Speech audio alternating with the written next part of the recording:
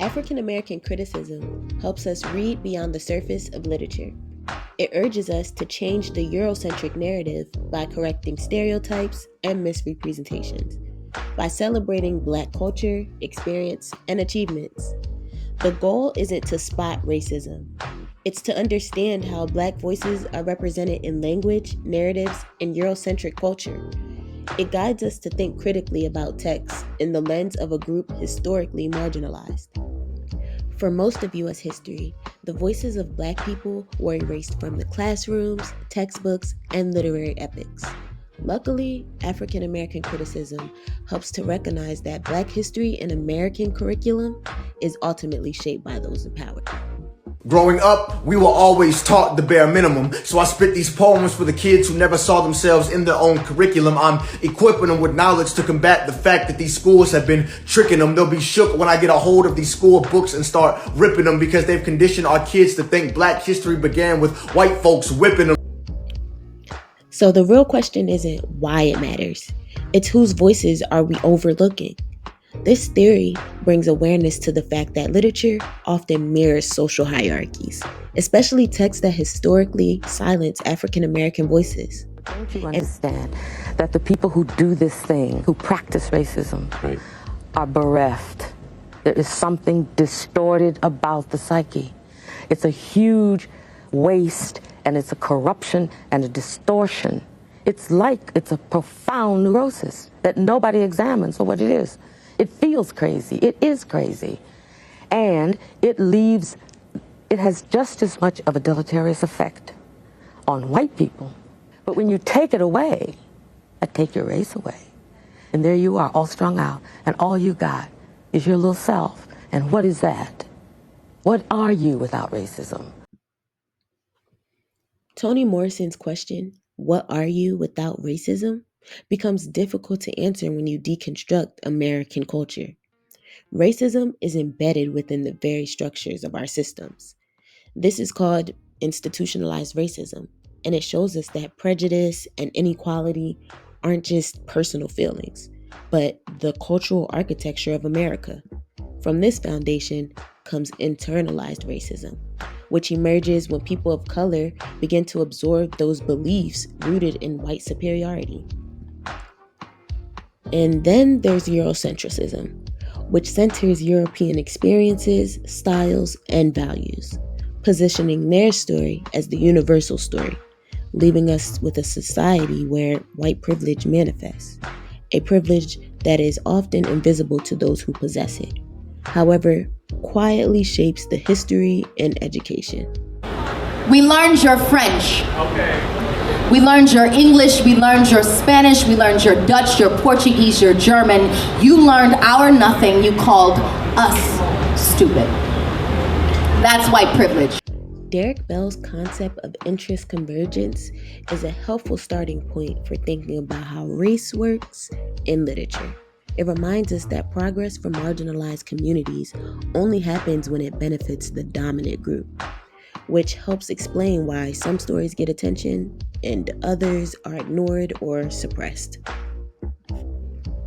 Differential racialization shows how society changes the meaning of race depending on what's convenient at the time.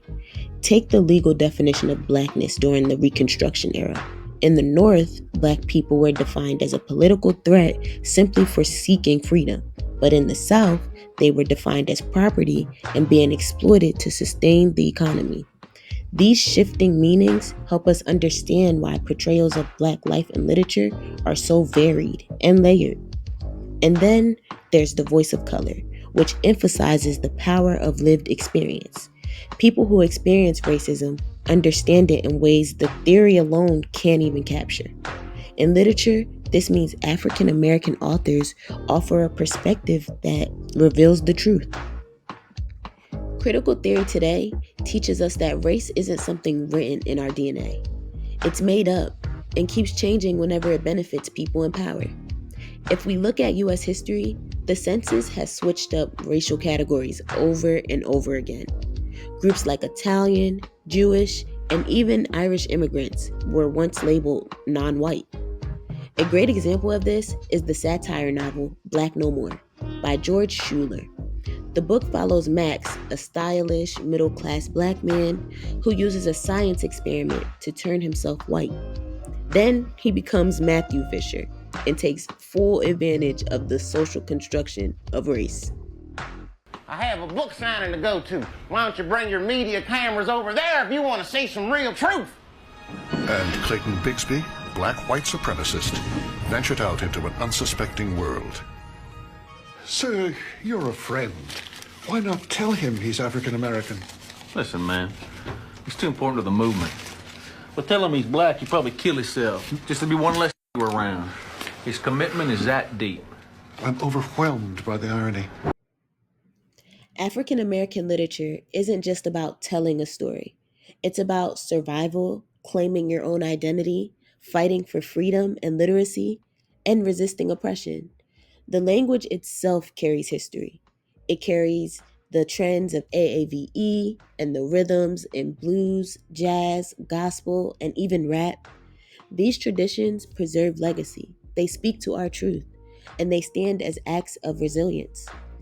Toni Morrison's idea of Africanist presence explains how white authors use black characters to reinforce Eurocentric identity. In this framework, black characters often do not exist, and when they do, they're portrayed as raw, savage, and rebellious to enhance white characters. White mainstream literature reveals just how deeply Eurocentric identity shapes American culture. We see this even outside of literature, like when Halle Bailey was casted as Ariel in Disney's Little Mermaid. Critics claim that Ariel must remain white, showing how Eurocentrism continues to treat whiteness as the default, even in fiction. Reading Canterbury Tales. I wasn't reading none of that stuff. And so in college, I had this professor, I'm failing, and I have a professor, a black man. I was in African American literature class, and he was like, yo, you gotta like tighten up, champ. You gotta get it together. And I'm like, yo, what? For what? Like, what's the point? Reading is about what, grades? And he's like, nah, it's not. And I was like, well, how would I ever know that it was about anything more than grades? At what point in my life would I have been informed that reading was about something other than school? Right? And he's like, fair enough, but it's about more. It's about sort of, this is sort of like the gymnasium for the mind, right? Like these books, that's what they serve as. And they'll give you all kind of soft skills. Just the mere action, the activity of reading will give you soft skills. It'll teach you how to be patient, how to be persistent, how to concentrate, how to listen to yourself, how to expand one's vocabulary, how to imagine, all this stuff, right? So he's like, I want you to read this book. It's called Black Boy, Richard Wright. And he gives it to me, and he's like, read the first 5 pages. And second page of the book, main character, young Richard, sets the curtains on fire, burns his grandmama's house, right? And I was like, word. Ultimately, African American criticism is about listening and learning Black culture, then giving space to the voices and stories that are often erased, silenced, and distorted. Thank you for listening.